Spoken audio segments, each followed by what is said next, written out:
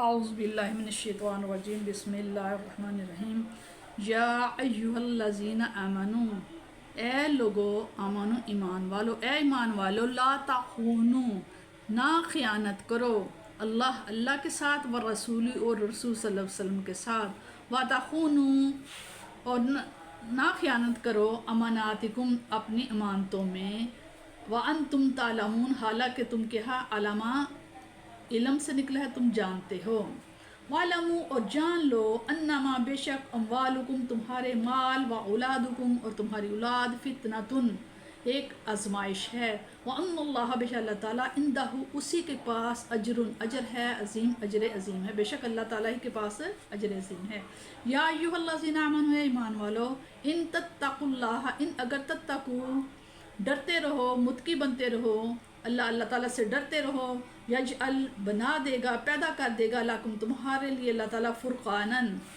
حق و باطل میں فرق کرنے والا تمیز کرنے والا ویکفر اور قوت دے گا دور کرے گا تمہیں انکم تم سے اور تم سے دور کر دے گا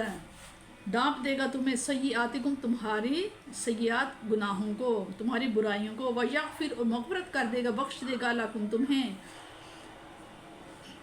اور اگر تم ڈرتے رہو گے اللہ سے تو وہ پیدا کر دے گا تم میں حق و باطل میں تمیز کی قوت اور ڈھانپ دے گا تم سے تمہارے گناہ اور بخش دے گا تمہیں واللہ اللہ تعالیٰ ذو الفضل العظیم اور اللہ بڑے فضل و کرم والا ہے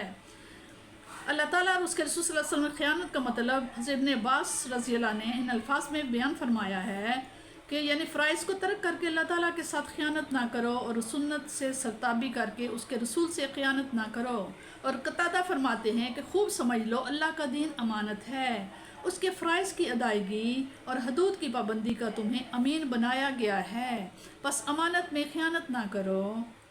مظہری اسی طرف مسلمانوں کے راز دشمن تک پہنچانا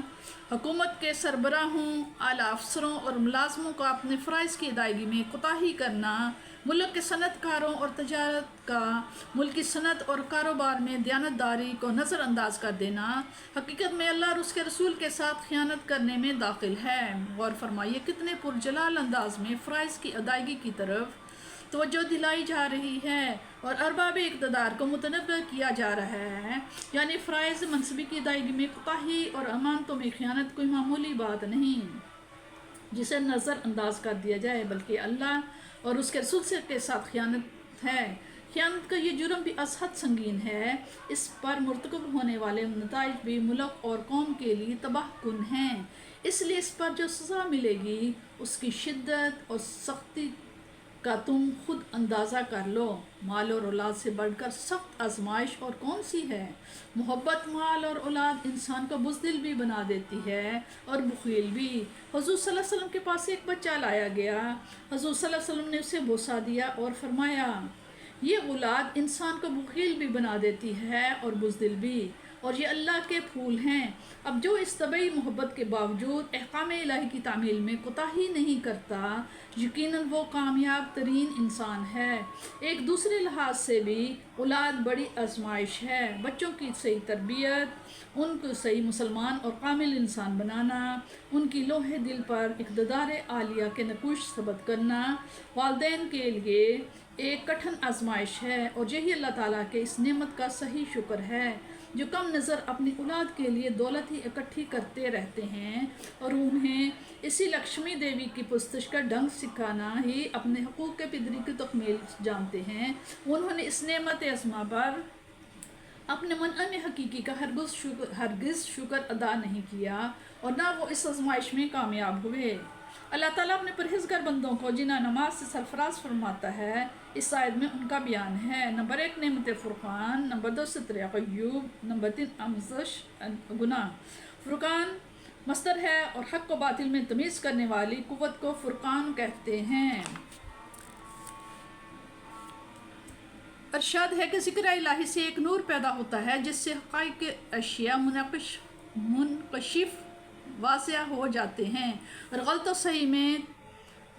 3 فرق محسوس ہونے لگتے ہیں صوفیہ کرام کی اصطلاح میں اسے کشف کہتے ہیں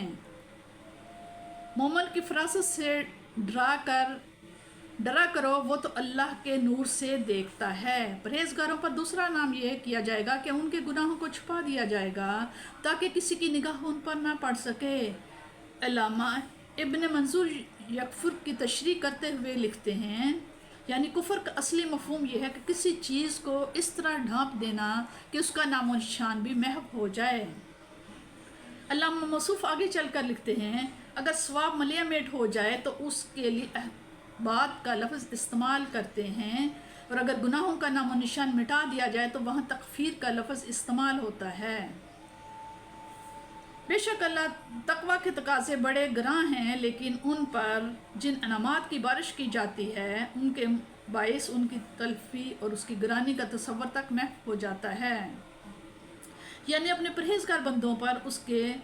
ये बख्शिश हाय बेअंदाज महज उसका फजल करम है, किसी का उस पर कोई हक नहीं। जिसका इरादा करना अल्लाह ताला पर वाजिब हो, राह तकवा पर गामजन होना भी तो महज उसकी तौफीक व दस्तगीरी का ही मरहून मिन्नत है।